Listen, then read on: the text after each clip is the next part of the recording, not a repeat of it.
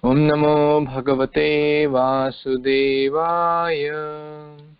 I offer my humble obeisance unto the Supreme Personality of Godhead, Vasudeva. Narayanam namaskrityam naram chaiva narottamam devim saraswatim vyasam tato jayam udiraye.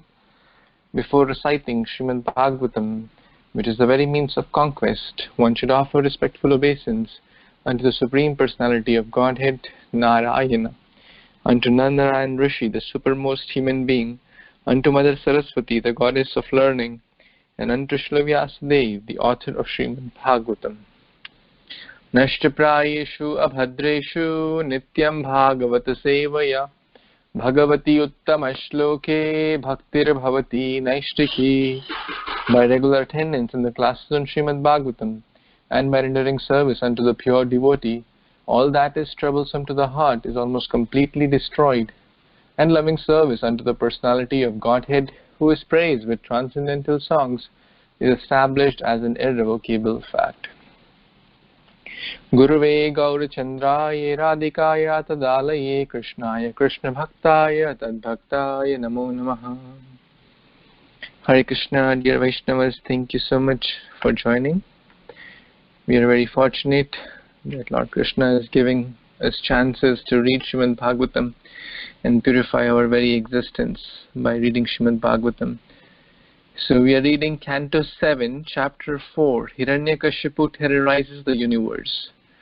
So we read till text number 13 yesterday, and we were discussing that how Hiranyakashipu, who had received extraordinary powers from Lord Brahma, had got everything under his grip.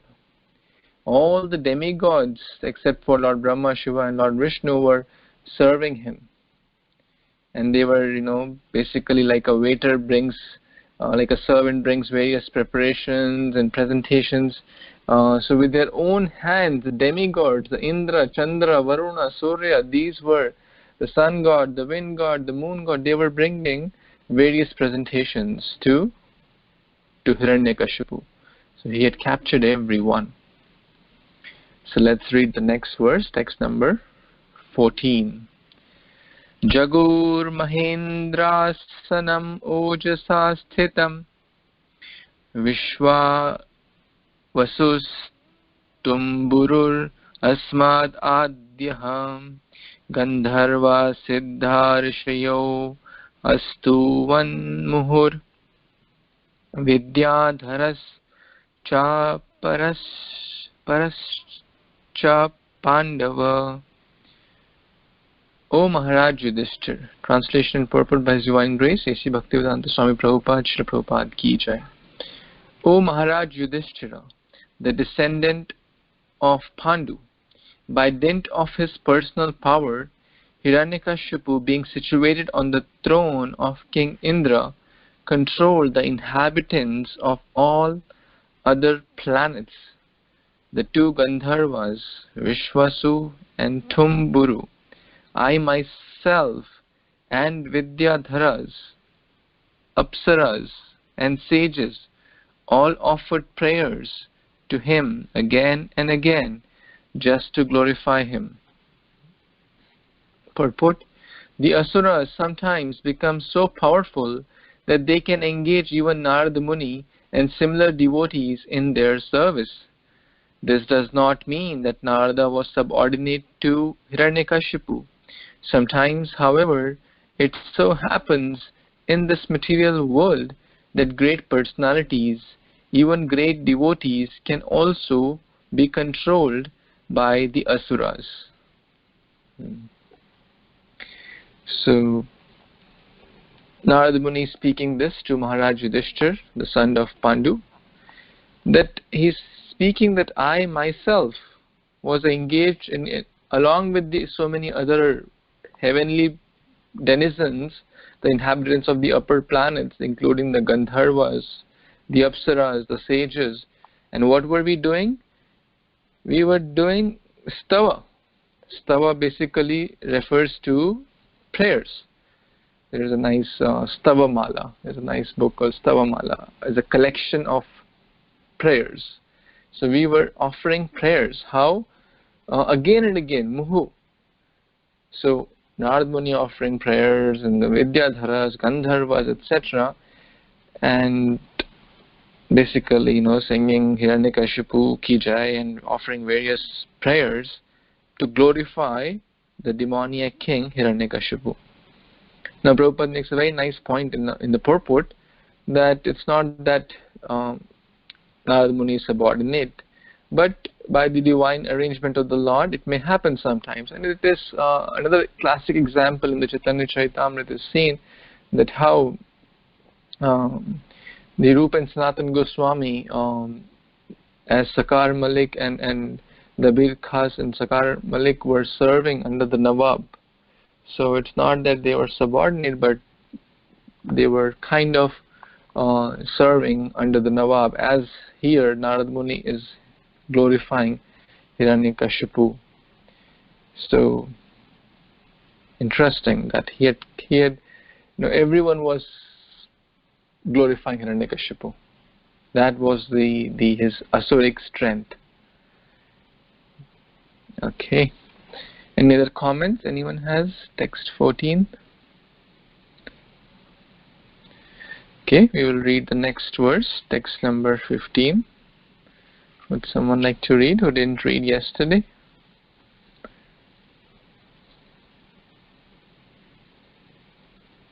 Hare Krishna Prabhuji, I'd like to read. Yes, please. Text 15. Glories to Srila Prabhupada, Dhanavad Pranam everyone.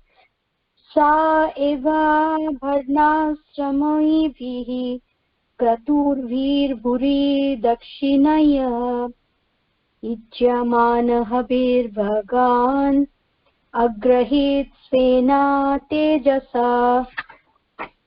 Translation by His Divine Grace Eshi Bhaktivedanta Swami Prabhupada ki Jai.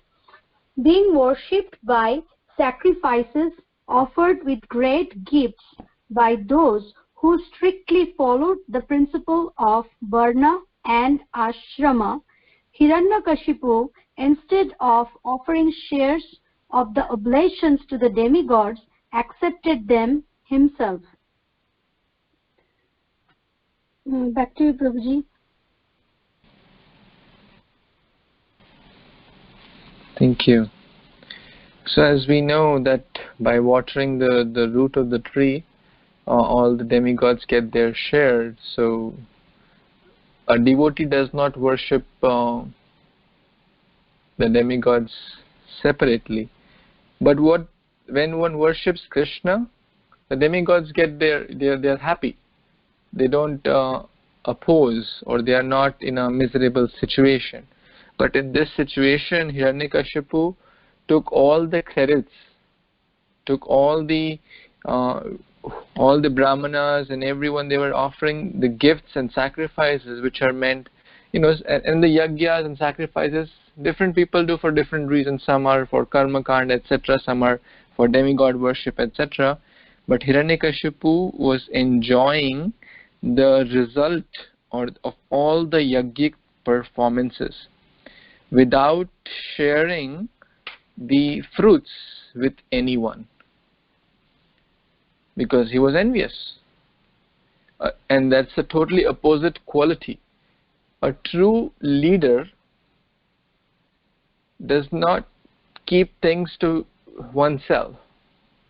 A true leader uses the things for the betterment of his praja, like Lord Ram, like Lord Yudhishthira, like Yudhishthira Maharaj, like Parikshit Maharaj. You have learned so many examples.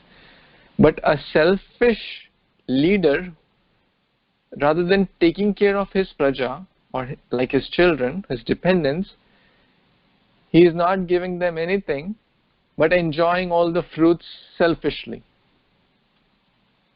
So a completely contrasting nature, a totally like a demoniac leader versus divine leader, because Bhagavatam teaches a lot of lessons also.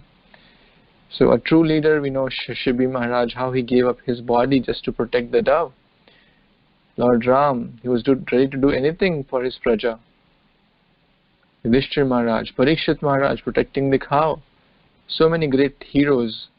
But here, Hiranyakashipu just was busy enjoying in the madness, in the passion of enjoyment, and didn't offer the shares to the great demigods because of envy. Okay, let's read the next verse. Yes, Hare Krishna. Dandavad to everybody. When the sacrifice is performed, as we know from the pastimes of Daksha Yajna, I don't know exactly, but there is Shiva and then other demigods are there as a guest, and they are offered the fruits of the sacrifice. They are offered to them, and we know what happened when Daksha didn't do it. So here in this case, Hiranyakashipu, he should have at least, he knows Lord Shiva, he knows Brahma, but he's not even calling them in this when the Brahmins are, I'm sure the Brahmins are also performing sacrifice on his behalf, but because of his nature, not good nature, he's not even inviting them when they are performing, when he's having this sacrifice performed. So this is Hindi. So he's building up his part is gonna fill up gradually of all the sins. What is he performing? That's what is happening here. Thank you, Prabhu.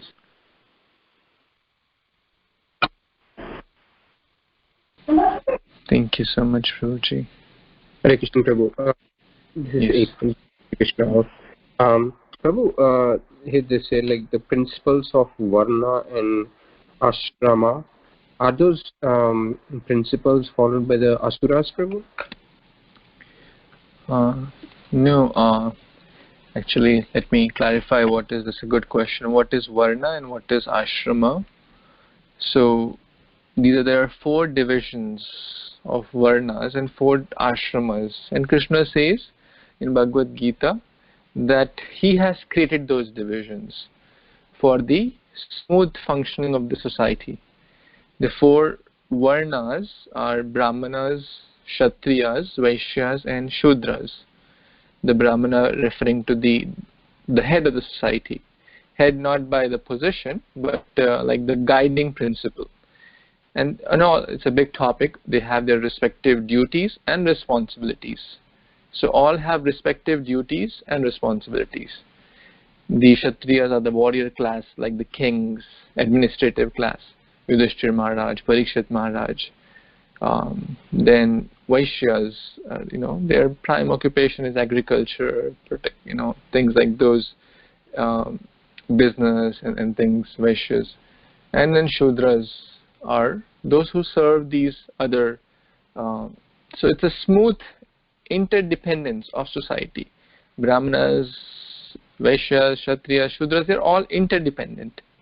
And then the ashramas, brahmachari, ashram, grihastha, ashram. Brahmachari means the student life, where the student ideally goes to Gurukul and studies under the guidance of a teacher until 25 years.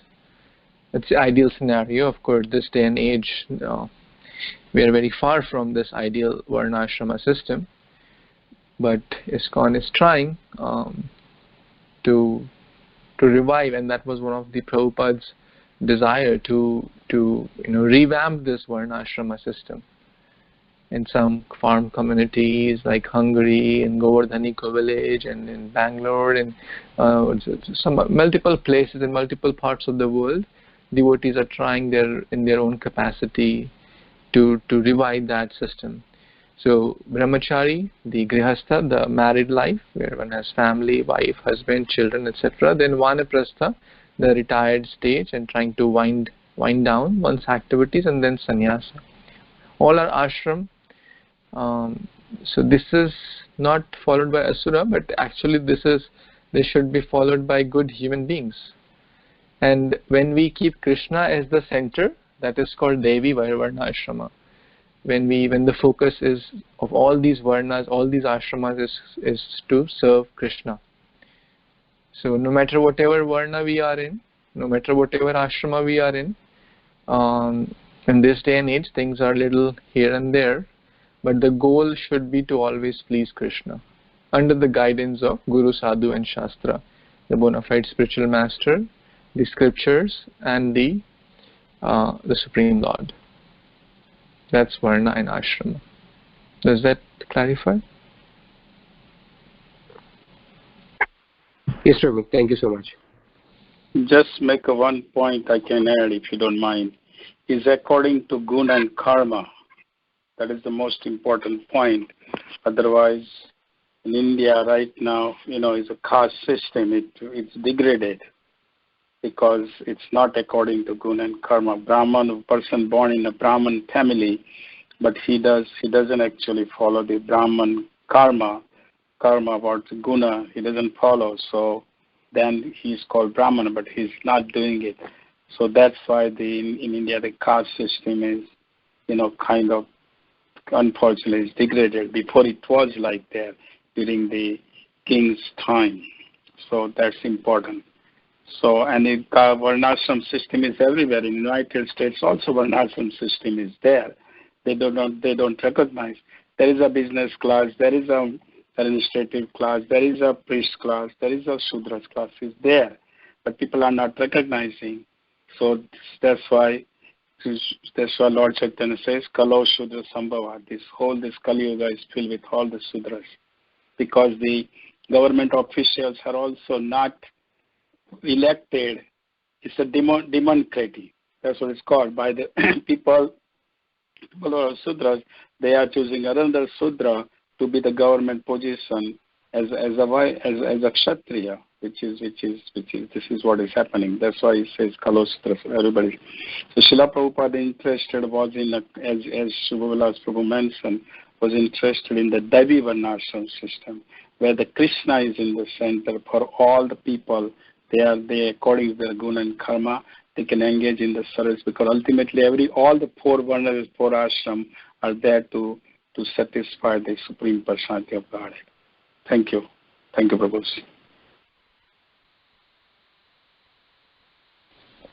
Thank you so much, Prabhu. Ekant Prabhu, you want to read text 16? Yes, Prabhu. Yes. Hare Krishna, Prabhu. Krishna to Akrasta Pachayat Tasvayasya Sapta Divya Pavat Mahi Tata Kama Bhoga Gavo Nana Charvaya Padam Naba. Translation by A.C. Bhaktivedanta Swami Prabhupada ki Jai. As if in fear of Hiranyakashipu, the planet Earth, which consists of 7 islands, delivered food grains without being plowed. Thus, it resembles cows like the Surabhi of the spiritual world or the Kama Duga of heaven. The earth yielded sufficient food grains, the cows supplied abundant milk, and outer space was beautifully decorated with wonderful phenomena. Thank you.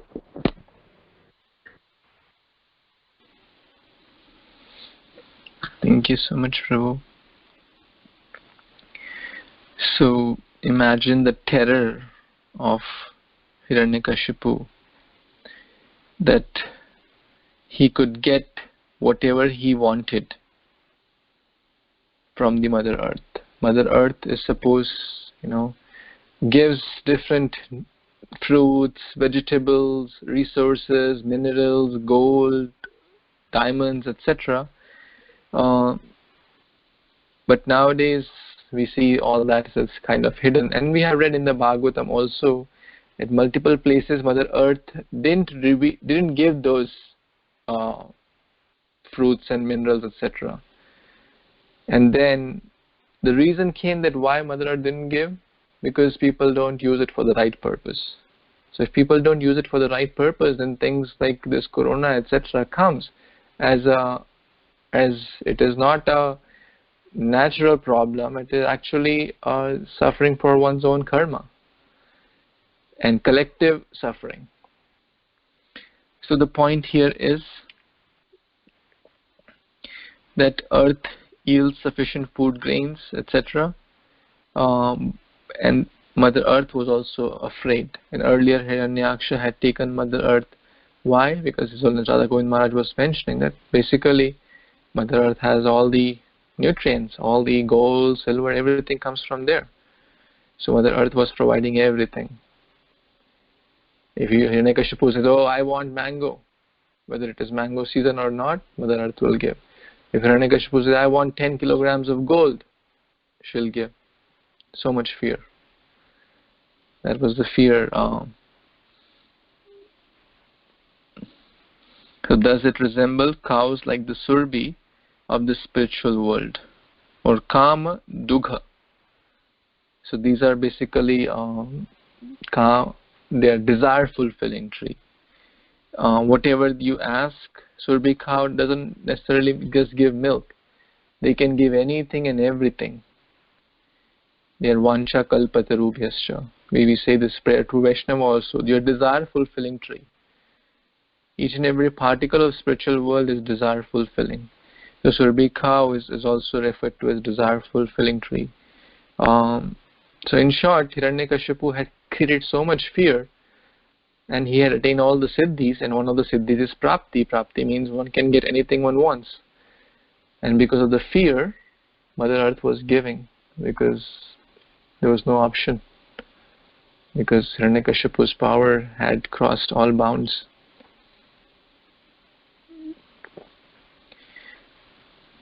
Any other comments? Yeah, sorry. Dhanavad Prabhu. The important point is that, look at here. They all are giving in the next verse also. We see that they are so much. Hiranyakashipu is so much terrified. He's a so heavy demon, terrified, whole thing. So Mother Earth, out of the fear, as you mentioned it, Subhalasro mentioned it, giving everything. Now look at others. We will look at the other side. His son Prahlad Maharaj. He will terrified so much to Prahlad Maharaj, like anything. But still, Prahlad Maharaj is such a Mahajan that he will just be not afraid. He will just depend on Krishna. So you see how it is that the Mother Earth is one of the demigod. Mother Earth, Vayu God, Sun God, all these are different things. So they are so afraid. But of course they also know that what's going to happen in the future. But they, out of their fear, they are giving all these things just out of very, very heavy fear. And it happens in the family lives also. Sometimes the father is so heavy with the kids. Then the kids will accept it for a while because they are terrified. Okay. But then in the future, you know what happens. Thank you, Prabhu. Thank you, Prabhu.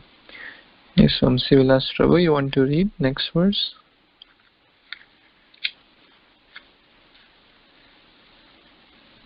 I can read, Prabhu. Yes. Devotees, please accept my humble obeisances. All glories to Srila Prabhupada. Text 17. Ratnakarashcha ratnogham saptyanta shohu rumiri shira sidhu dhruta kshaudra dikshi ramruto dakaha. Translation and purport by His Divineness A.C. Bhaktivedanta Swami Prabhupada, Srila Prabhupada ki jai. By the flowing of their waves, the various oceans of the universe, along with their tributaries, the rivers, which are compared to their wives, supplied various kinds of gems and jewels for Hiranyakashipu's use. These oceans were the oceans of salt water, sugarcane juice, wine, clarified butter, milk, yogurt, and sweet water. Purport. The water of the seas and oceans of this planet, of which we have experience, are salty. But other planets within the universe contain oceans of sugarcane juice, liquor, ghee, milk, and sweet water. The rivers are figuratively described as wives of the oceans, and the seas because they glide down to the oceans and seas as tributaries, like the wives attached to their husbands. Modern scientists attempt excursions to other planets, but They have no information of how many different types of oceans and seas there are within the universe. According to their experience, the moon is full of dust, but this does not explain how it gives us soothing rays from a distance of millions of miles. As far as we are concerned, we follow the authority of Vyasadeva and Shukadeva Goswami, who has described the universal situation according to the Vedic literature. These authorities differ from modern scientists who conclude from their imperfect sensual experiences that only this planet is inhabited by living beings, whereas the other planets are all vacant or full of dust. So this is, Prabhupada gives another beautiful analogy of a doctor frog. He really doesn't have any idea of how deep the ocean is. So when someone comes from the ocean, he says, so ocean must be like this big, and he expands himself. The frog is known as, he thinks, so ocean may be 100 times bigger, maybe 1,000 times bigger. And then finally he just explodes. He just goes into pieces, dies, and still he doesn't have any idea of how deep the Pacific Ocean is. Because he has his own extremely limited perception of the well he lives in.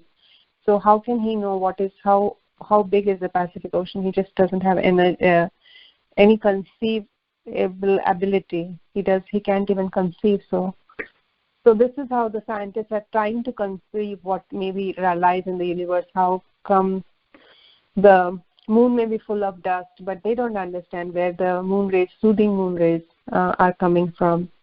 And another thing is that Prabhupada is again reminding us about the 5th canto, which we read about Shalmali Dvipa and all other Dvipas, and how it's not just Jambu Dvipa, it's all the Dvipas that are described, and how the 7 separating oceans are made up of sugar cane juice, milk, yogurt, ghee, etc.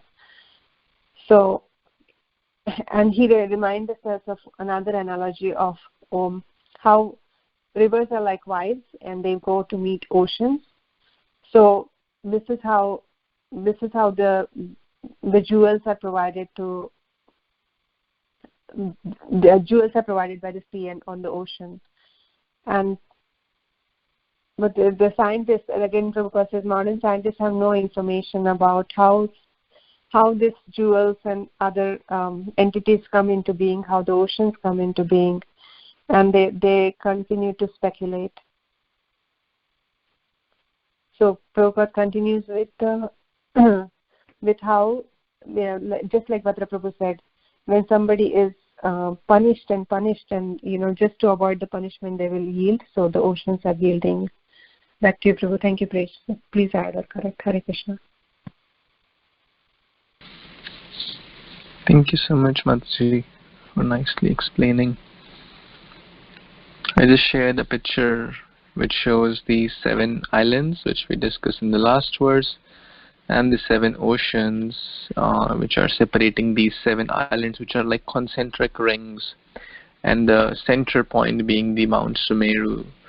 So without going in detail, we had long discussions over these. There are like 7-8 chapters in the second part of Canto 5, which talk about the Bhagavad cosmology. So this is a cross-section of the Bhumandala. So Hiranyakashipu had basically captured everyone in the 3 worlds, and was extracting all the oceans, mountains, and people, cows, brahmanas, and exploiting, and just for one's own sake. Just imagine the extent of this chapter is entitled Hiranyakashipu terrorizes the universe. So there could be, like the richest person in this world may have $1 million, $1 billion, I don't know, $1 trillion. And that richest person is just the richest person in a very tiny fragment of Jambu Dvipa, which has 9 varshas, which has 9 khandas, and that richest person also may not have these facilities at all, for sure. May not even have seen what to speak of having this. Can he get, if he desires, I want a mango from Nagpur right this moment, can he get it? Probably not. If he says, I want to go to Himalayan mountains and I want some herb from there, can he get it? Probably not. But Hiranyakashipu could get it just by saying it, and the demigods would go and with their own hands bring it whatever he wants. The jewels, the emeralds, the milk, anything which he demanded, it will be at his service. That was his power. So, extraordinary. Okay. Let's read next verse. One more point here. It's true. A point about the moon. When Srila Prabhupada was writing these purports, at that time this moon landing was going on in those era. So that's why Srila Prabhupada is also mentioning this purport about the moon. Because when they came with a few stones, they returned. So it is a big discussion. Srila Prabhupada has few cassettes about it, lectures about it. That's what Srila Prabhupada is mentioning, that they didn't go to the moon anyhow. That's more to discuss, but that's the point. Thank you. Hare Krishna. Thank you, Prabhu. Yes, Prabhu, you want to read? Thank you, Hare Krishna Prabhu. Hare Krishna devotees, Dandavad Pranam. Jai Srila Prabhupada. Text 18. Saila Dronibhir Akridam Sharva Tushu Gunan Druma Sadaro Lokapalanam Eko Ebo Pithak Gunan. Translation and purport by His Divine Grace S.C. Bhaktivedanta Swami Srila Prabhupada. Jai Srila Prabhupada. Translation. The valleys between the mountains became fields of pleasure for Hiranyakashipu, by whose influence all the trees and plants produced fruits and flowers profusely in all seasons. The qualities of pouring water, drying and burning, which are all qualities of the three departmental heads of the universe, namely Indra, Vayu and Agni, were all directed by Hiranyakashipu alone, without assistance from the demigods. Purport. It is said in the beginning of Srimad Bhagvatam, Tejo Bari Mridam Jatha Vinimoyo. This material world is conducted by fire, water and earth, which combine and take shape. Here it is mentioned that the three modes of nature, Prithak Gunan, act under the direction of different demigods. For example, King Indra is in charge of pouring water. The demigod Vayu controls the air and dries up the water, whereas the demigod controlling fire burns everything. Hiranyakashipu, however, by dint of his austere performance of mystic yoga, became so powerful that he alone took charge of everything without assistance from the demigods. Hare Krishna. So here Srila Prabhupada is explaining the power of Hiranyakashipu. Prabhupada is explaining that the main three elements, primitive elements, fire, water and earth, are controlled by the three demigods, and there is a synchronized activity between them. Like Lord Indra gives the water and Vayu dries up that water, and then the demigod like Agnidev burns everything. But here Srila Prabhupada is saying that Hiranyakashipu had, by dint of austere performance of mystic yoga, he became so powerful that he was doing that by himself without assistance of the demigod. And in the translation, we can see that it was saying that the qualities of pouring water, drying and burning, all this are happening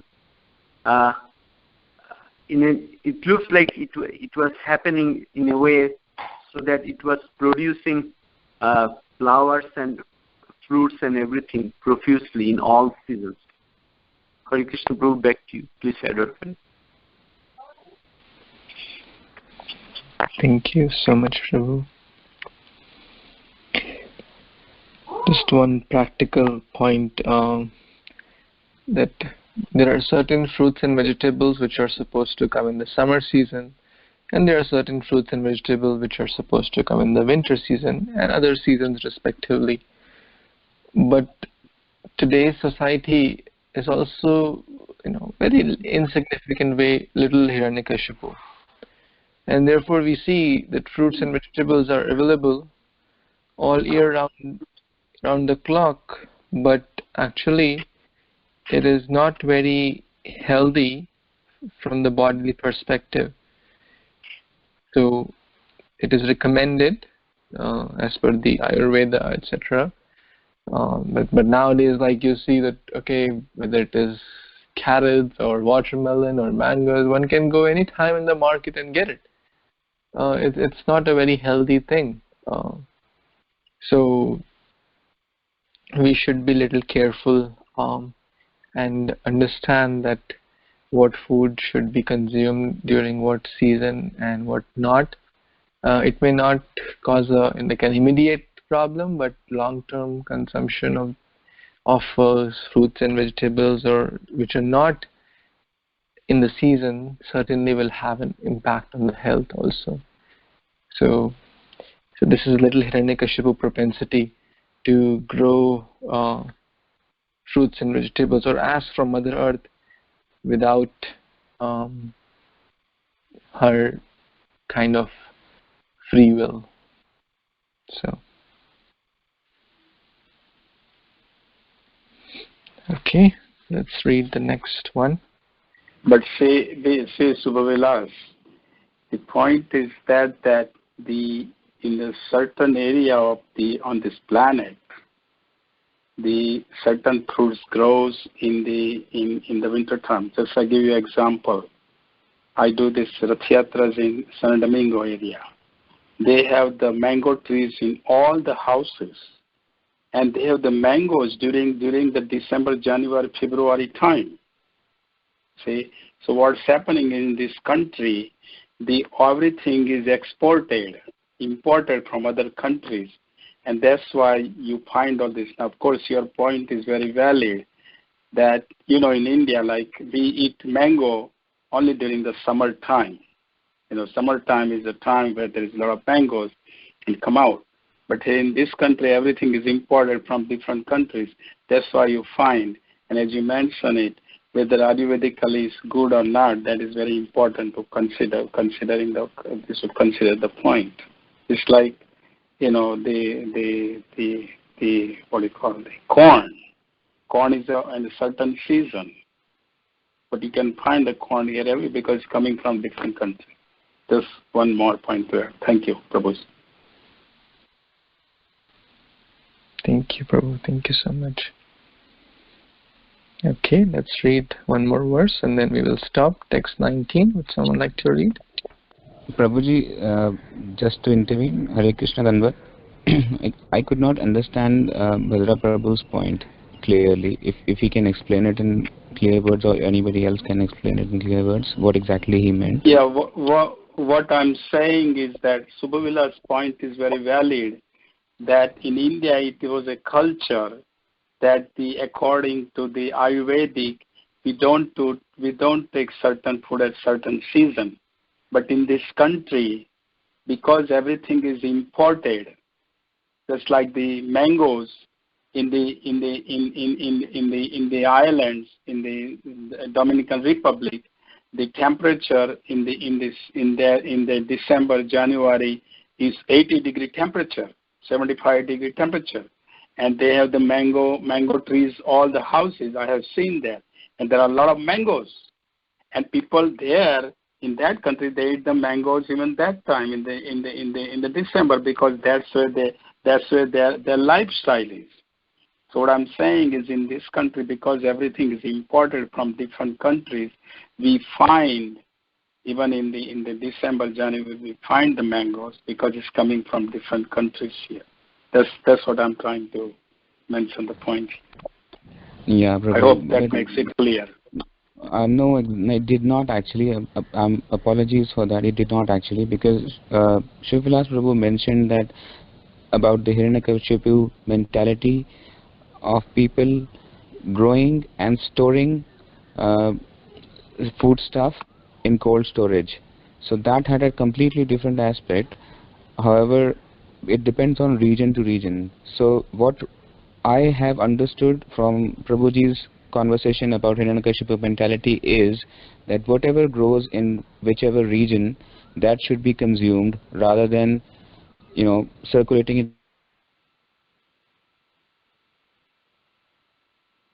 it across and doing importing and exporting and then getting into them into a cold storage, which at the end of the day sometimes gets it becomes useless for you consumption, or it sometimes gets deteriorated for consumption of human or anybody.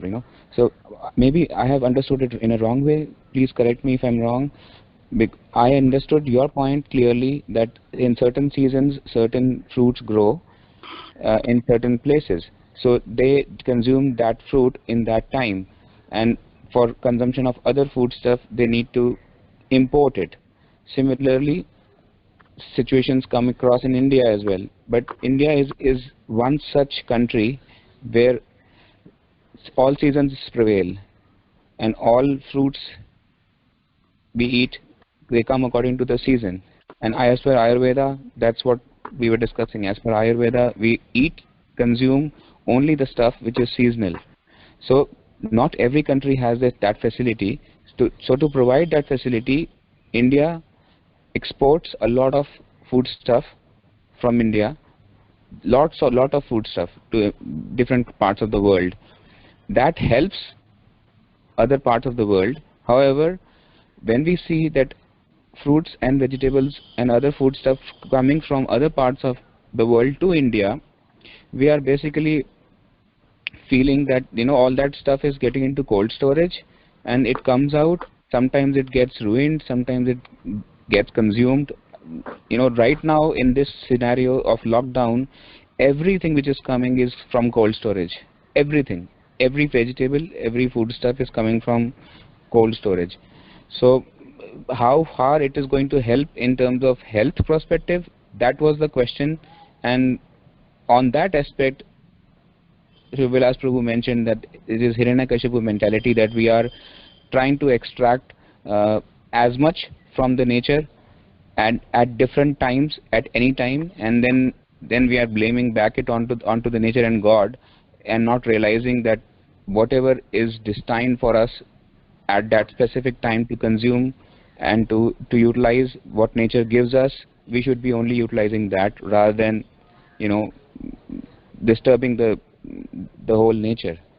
I think what I understood is that. Please correct me if I'm wrong. Hare Krishna. Just to sum up, Hare Krishna, this one should be as close as possible to the natural things. The ideal model is self-sufficient model, which some ISKCON projects are doing. That's the ideal model.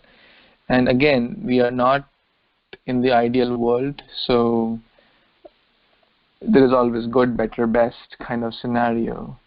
We are living in the 21st century in situations far away from the Ayurvedic and the Vedic lifestyle.